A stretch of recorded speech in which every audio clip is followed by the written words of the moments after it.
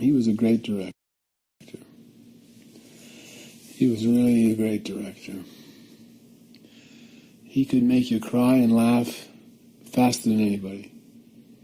I don't think there's a better film than How Green Was My Valley, Ford Apache, She Wore Yellow Ribbon, Rio Grande. Those are all great films. Stagecoach.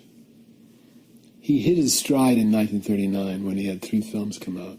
Drums Along the Mohawk, Stagecoach, and Young Mr. Lincoln. Young Mr. Lincoln's a masterpiece, too. Grapes of Wrath. They're great films. The last time I saw him, it was a few months before he died, and Howard Hawks was living in Palm Springs, and Howard and I went together to see the old man. And we walked in, and Jack says, "Does he ask you all those goddamn questions, too?" Howard says, "Yep." "Jesus, how do you stand it?" That was hello.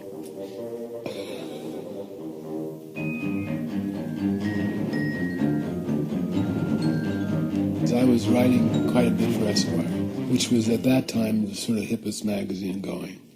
And the editor was Harold Hayes, who was a genius and a brilliant editor. I said I wanted to do a piece on Jiohn Ford. So Harold said, "All right, if you want to do Ford." He wasn't crazy about the idea, but I wanted to meet Ford. So my first wife and I actually went to Monument Valley, which is where Ford had shot a number of films. And we went down there, we were there for 3 weeks, watching him shoot, and I got to know him at that point.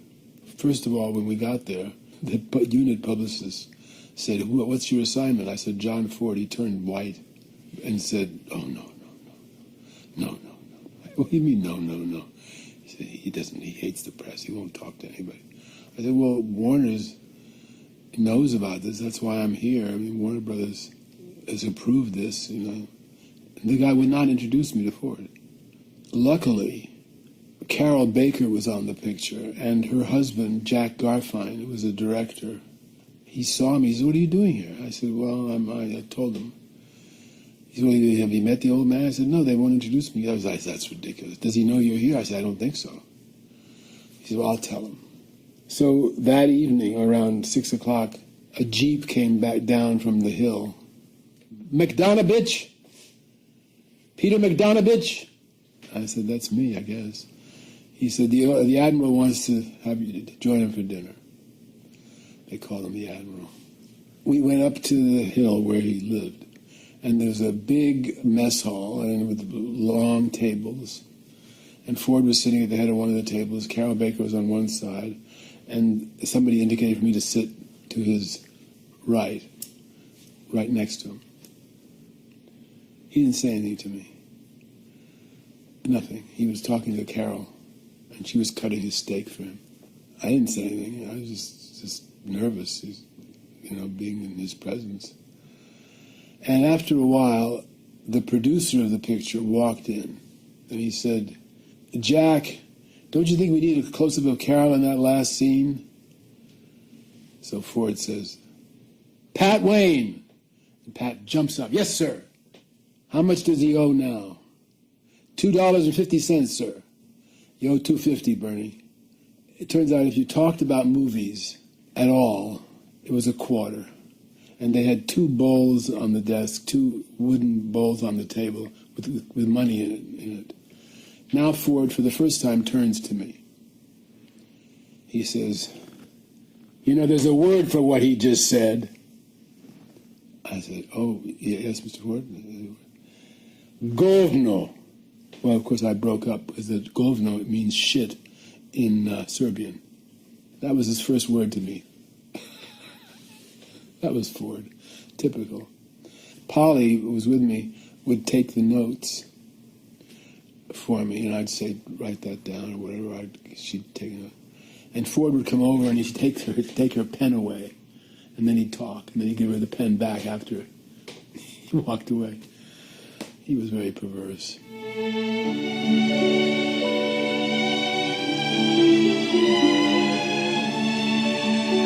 Well, I watched him working. God, he killed me one time. I was standing pretty close to him, and this guy, one of the stuntmen, I think it was Dean Jones, rides down on a horse down the hill in front of the camera. They panned him down, and before the horse stopped, he jumped off the horse and delivered a message to Widmark. Now Ford turns to me and says, "How about that?" To me. Well, I didn't know what the hell to say. So I said, yeah, it looked kind of difficult. He got so disgusted with me. He looked at me with complete disdain. "Yeah, I'd say it was difficult." And he walked away, and then he turned back and looked at me and said, "I'd say it was quite difficult." I thought, oh, shit. And about 15, 20 minutes later, there was another shot they did. "Bodganovich!" Ford yells. So I go running over to him. "Yes, sir." "Did that look difficult to you?" I said, "Yes, it did, Mr. Ford. I just wanted to check. I just wanted to see if you thought it looked difficult." He did that to me about 10 times. It was very funny. It's funny now, it's funny, but it wasn't particularly funny at the time. He does that. If he likes you, he actually makes fun of you. I remember when we started to make the documentary about him for the AFI, they said, "Well, Peter's going to direct it." He said, "Peter? He can't even speak English." He'd say things like that. One time he said, "Peter's going to do it." He said, "Well, he's always around here anyway. I wake up in the middle of the night and he's there asking me a question. I don't know how he gets in here." I remember when my first film, Targets, I remember when we sold it to Paramount, and I told them I had sold to Paramount. He says, "Well, looks like we had a genius in our midst instead of a viper."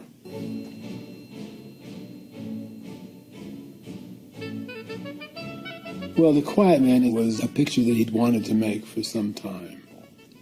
Nobody would let him make it. I said, "Oh, there's some Irish love story." Nobody was interested. He'd won 3 Oscars as a director, and still nobody wanted to do it. I love The Quiet Man. It's one of my favorite films. I think it's a beautiful film, just beautiful. Very romantic, very funny, and Maureen O'Hara and Wayne were terrific together. It stands by itself. He never made a movie remotely like it. And I think it's his most personal film in a way, because it's about a man coming back to his home country and finding love and happiness there. I think it was a kind of a dream of Jack's, and so he made it as a film.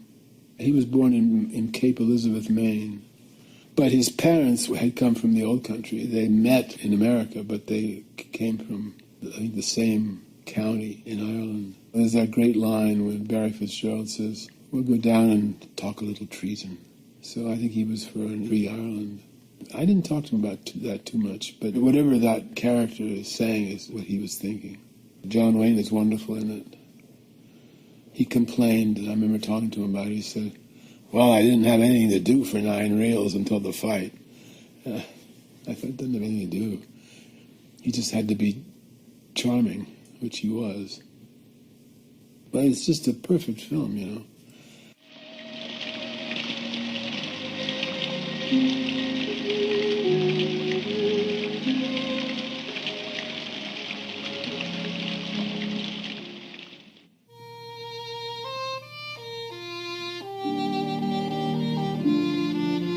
George Stevens Jr. called me and they said, "We're going to do a series of documentaries about directors, and we'd like to begin with Capra. I'd like you to do it." And I said, "Well, I'd like to do a documentary, but I don't think it should be about Capra. I think it should be the first one should be about Ford. I think he's the great American director that's still alive." And so they said, okay. So I remember Gregory Peck was on the board of directors, and Jack said to me one time, he said, "Greg Peckery called me." He called him Greg Peckery. That was it. And he said something about a documentary, and I don't know what he's talking about. I had already told him about it. He pretended not to know, and then he sort of gave us a little hard time. Finally, he agreed to do it. And we went out to Monument Valley. He loved that. And tried to avoid doing the interview so he could get drunk. He got a little drunk the first night. And then finally he agreed to do the interview. And as you see in the picture, there's some things he didn't answer. It was very difficult, you know. How'd you shoot that sequence? With a camera. And then, I'll never forget this, the AFI had the first screening of the picture. And everybody was there. Duke was there, and Jimmy Stewart, and Hank Fonda, and Ronald Reagan was the governor, he was there, and Ford. And when the picture was over, because it lightly kids him, you know. I remember I was sitting near the actors and Jimmy stood up. He said, "I'm not going to go anywhere near him. I'm not going to go." And Duke said, "I ain't going to go. I'm not going to go over there." They were all scared to talk to him because they thought he'd bite their heads off or something. So I went over and I said, "What'd you think, Jack?"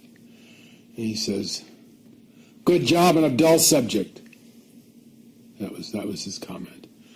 And then other people came up and said they thought it was terrific and congratulations and this and that. So I said, "Well, I'm going to go now, Jack. Thank you."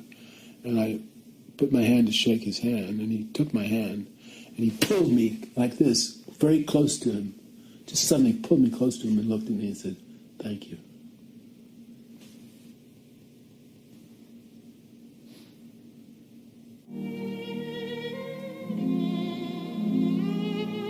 I think I think Orson was right. I think he's the greatest American director.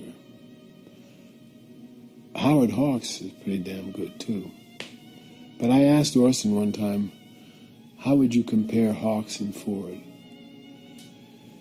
And Orson said, well, Hawks is great prose, but Ford is poetry.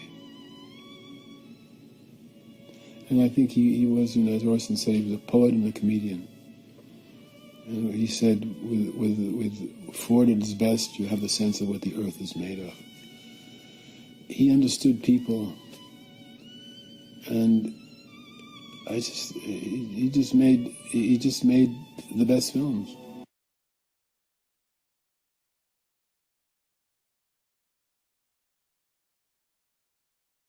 I don't think there's a better film than How Green Was My Valley.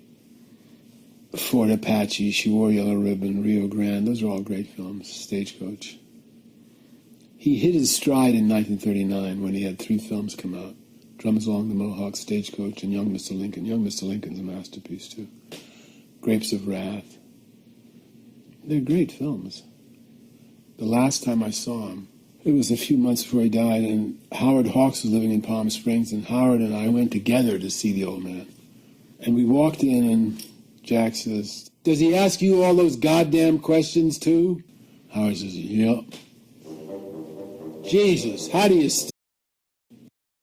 He was a great director. He was really a great director. He could make you cry and laugh faster than anybody. Stand it. That was Hello.